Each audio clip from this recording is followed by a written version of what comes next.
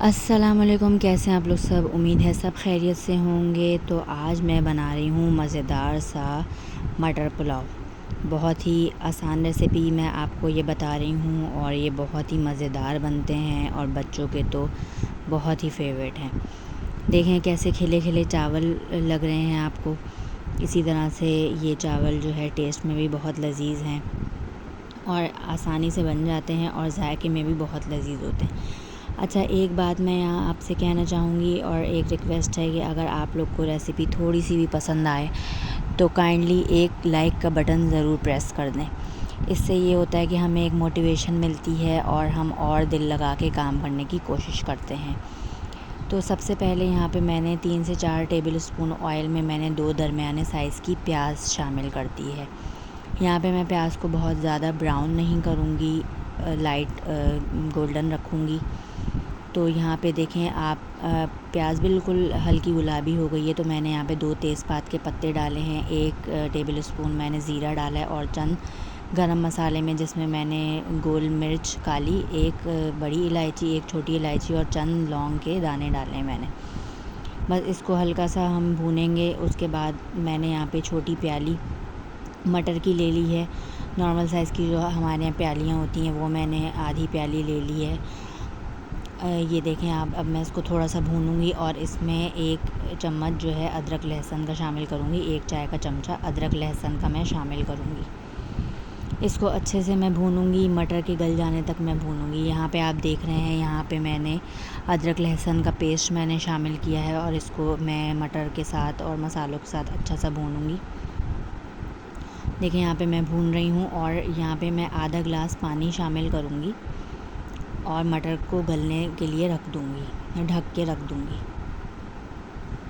अच्छा, मैंने यहाँ पे पानी के साथ मैंने आधा टमाटर मेरे पास था, वो मैंने ग्राइंड करके वो मैंने इसमें डाला है और मैंने ये ढक दी है। अब मटर के गल जाने तक मैं इंतज़ार करूँगी, उसके बाद फिर मैं मसाले शामिल करूँगी।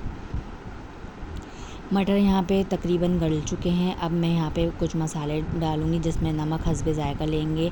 1 चाय का चमचा मैंने चिकन पाउडर लिया है, 1 चाय का चमचा ज़ीरा पाउडर लिया है, हस्बे ज़ायक़ा आप कुटी हुई मिर्च शामिल करें और यहाँ पे मैंने सफ़ेद मिर्च का इस्तेमाल किया है 1 चाय का चमचा। सफ़ेद मिर्च से बहुत अच्छा टेस्ट आ जाता है, तो आप इसको खाने में ज़रूर शामिल किया कीजिए।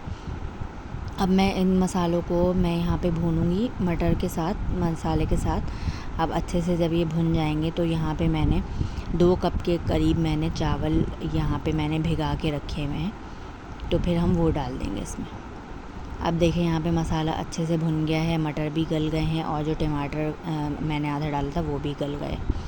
अब यहाँ पे मैंने 2 कप चावल जो है मैंने भिगो के रखे थे, इसका मैंने पानी निकाल दिया है।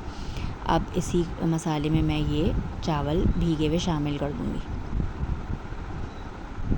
अब जितना आपने चावल लिया है उससे 2 प्याली मज़ीद आप पानी शामिल करेंगे और इसको ढक के पका देंगे। इसको ज़रा सा मैं चमचा चलाऊँगी मसाले के साथ और इसमें मैं 2 गिलास मज़ीद पानी शामिल करूँगी और फिर मैं इसको ढक दूँगी तेज़ आंच पे। ज़रा देखें, पानी जब इतना रह जाए खुश्क होने के लिए तो यहाँ पे मैं इसको दम पे लगा दूँगी चावलों को।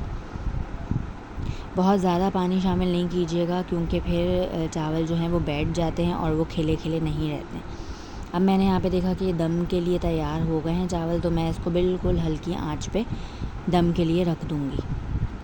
अब मैं ये चावल का पतीला मैं इस पे ढक्कन ढाक रही हूँ और मैं 5 से 7 मिनट इसको दम के लिए छोड़ दूँगी।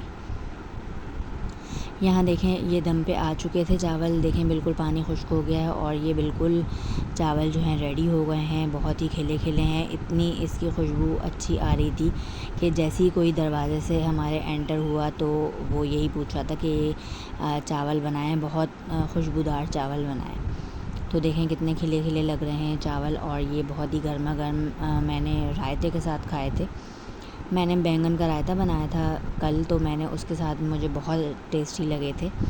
बैंगन के रायते की रेसिपी भी मेरे चैनल पे मौजूद है, आप लोग ज़रूर देख सकते हैं। चलें, वीडियो थोड़ी सी भी अच्छी लगी हो तो लाइक और सब्सक्राइब ज़रूर कीजिए। अल्लाह हाफ़िज़।